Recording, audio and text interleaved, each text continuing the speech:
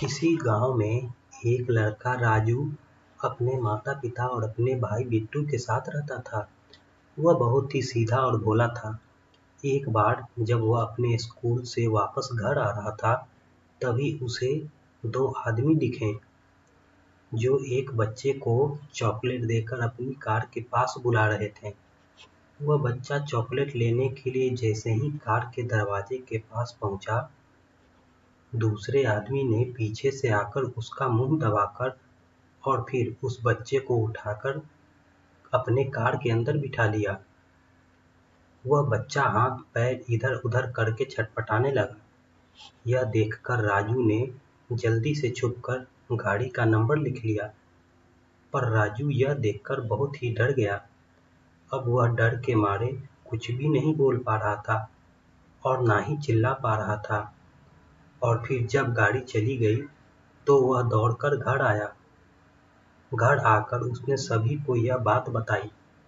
घर वालों ने भी यह बात जानकर पुलिस थाने में बताई और गाड़ी का नंबर भी लिखवा दिया। पुलिस जांच में लग गई। कई दिन बीत गए, पर बच्चा चोर नहीं पकड़ा गया। बच्चे के माता-पिता रोज थाने की चक्कर लगाते, पर मायूस ही वापस लौट जाते। राजू अब जब भी स्कूल से वापस आता या स्कूल जाता, तो वह हमेशा सड़क के दोनों तरफ डर के और सतर्क होकर जाता। एक दिन राजू अपने माता-पिता के साथ शहर में एक मंदिर गया। मंदिर के नीचे सीढ़ी से उतरते हुए उसने देखा कि एक बच्चा, जिसका ना ही हाथ है और ना ही पैर, वह ना ही कुछ बोल पा रहा है। उसके जीभ नहीं रहने के कारण वह कुछ नहीं बोल पा रहा था।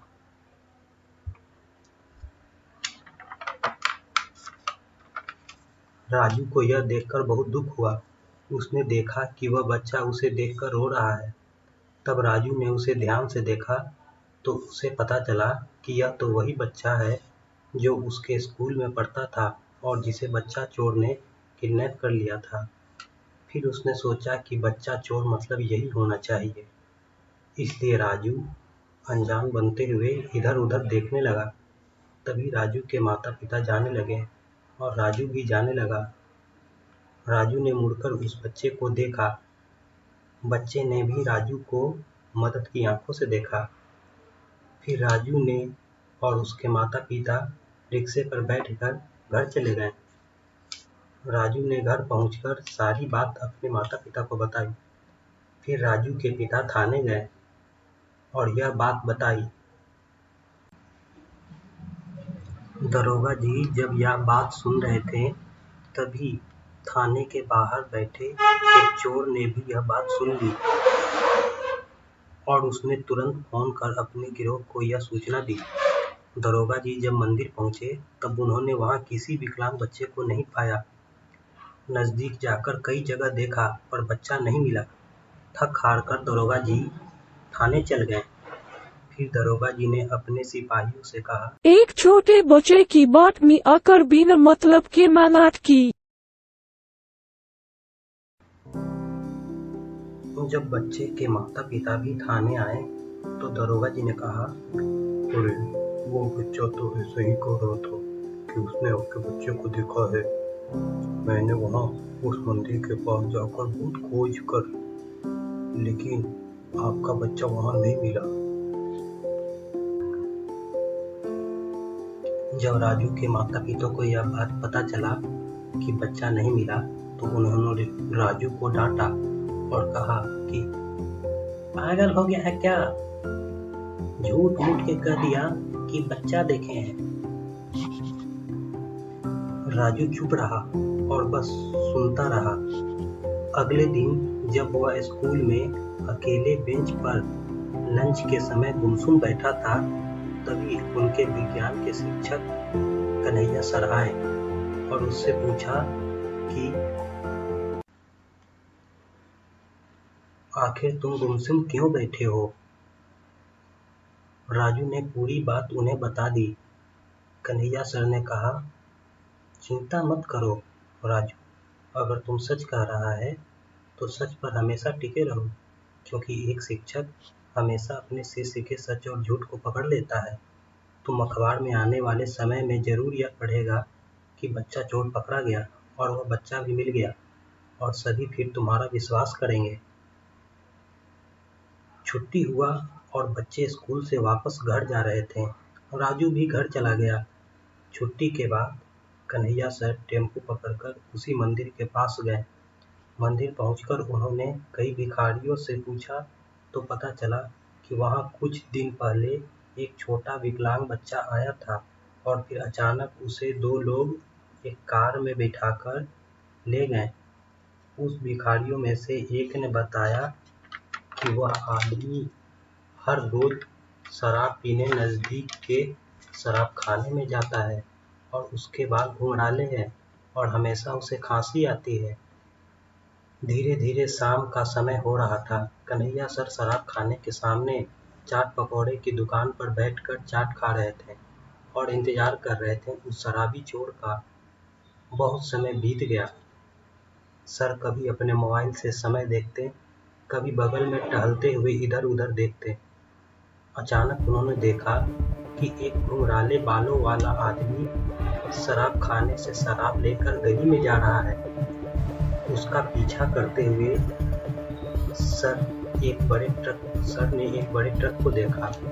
वह शराबी उसी ट्रक में जाकर बैठ गया और खांसते हुए शराब गिलास में डाल रहा था और अपने साथी से कुछ बातें कर रहा था और हंस रहा था। सर ने गाड़ी के पीछे चुपके से जाकर झांक के देखा तो पाया कि वहाँ बहुत सारे बच्चे हैं, जिनमें किसी के हाथ नहीं है तो किसी के पाँव नहीं है, किसी के आँख तो किसी के कान नहीं है। यह देखकर सर को बहुत गुस्सा आया और वह बगल में पड़े बिस्कुट को उठाकर छिप गए। कुछ देर में एक शराबी ट्रक के आगे से नीचे उतरा, सड़क किनारे पेशाब करने लगा। तभी सर ने झट से तेजी से दौड़कर आते हुए वह ईंट उस शराबी के सर पर जोर से मारा। फिर वह शराबी जोर से चिल्लाया, गे मैया। और यह कहते हुए वह गिर गया। यह सुनकर घुंघराले बालों वाला शराबी चोर भी जैसे ही ट्रक से उतरने वाला था और बोल ही रहा था, का होला री बकलोलवा। तभी सर ने उसका पैर पकड़कर खींचा तो वह ट्रक के सीढ़ियों से गिरते हुए नीचे जोर से गिरा और फिर सर ने ईंट से उसके गर्दन पर जोर से मारा, जिससे उसका गर्दन टूट गया। फिर सर ने उसी शराबियों के कपड़े से उन दोनों को बांध दिया और फिर